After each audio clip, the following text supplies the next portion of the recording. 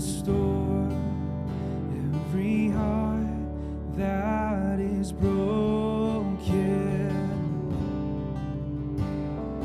Great are you, Lord. It's your breath in our lungs, so we pour out our praise.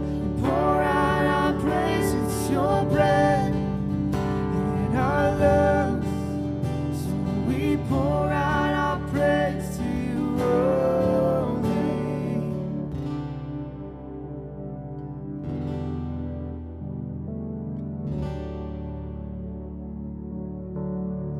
You give life, you are love, you bring light to the darkness, you give hope, you restore every heart that is broken.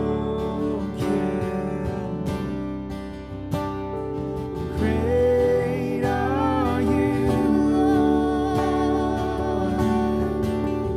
It's your breath in our lungs, so we pour out our praise. We pour out our praise. It's your breath in our lungs, so we pour out our praise to you only.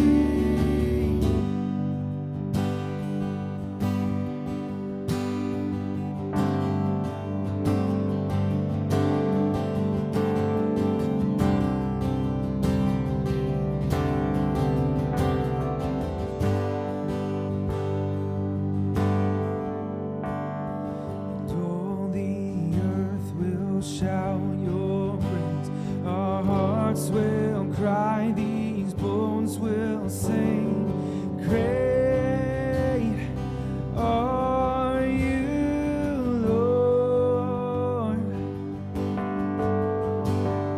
And all the earth will shout your praise. Our hearts will cry, these bones will sing. Great are you, Lord. It's your breath in our lungs, so we pour out our praise. We pour out our praise. It's your breath in our lungs, so we pour out our praise to you only.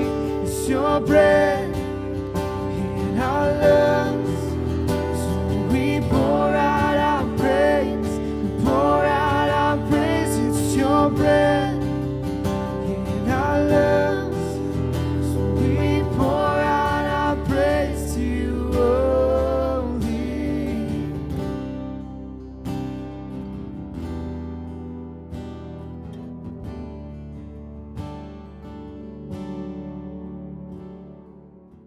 Hey Living Hope, my name is Ervin. I'm the youth guy here, and thanks so much for joining us for Passion Week. I kind of want to get started with a story, and it's a story about me riding my first roller coaster ever.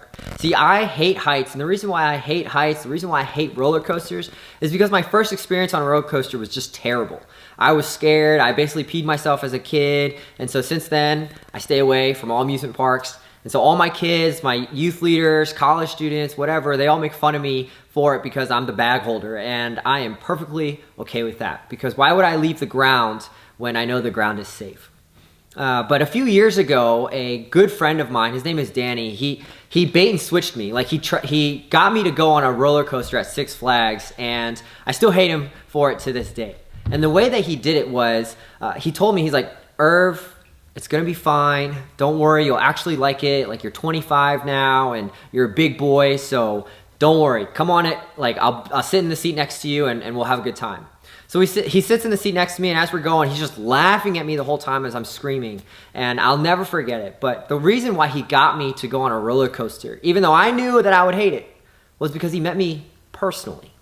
He came down to my level to get me to go and participate with him.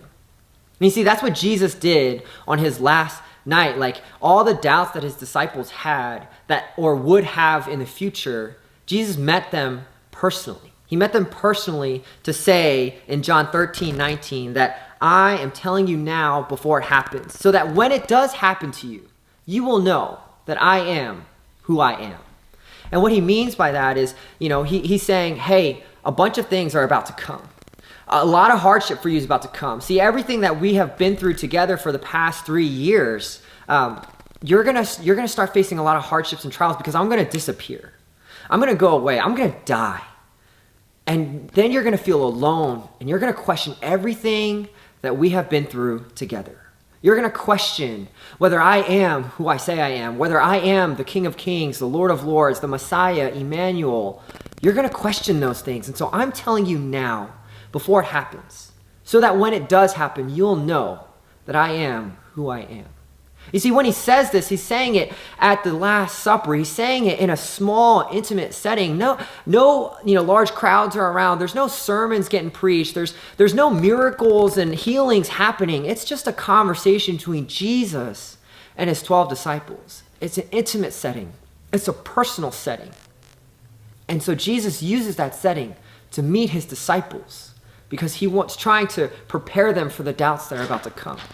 You see, this phrase that gets used at the end of John 13:19, that I am who I am, that echoes Exodus chapter 3, where God meets Moses at the burning bush, and God reveals his personal name for the first time in Scripture. He reveals it to Moses to give Moses the courage to face his doubts of not being a good enough leader.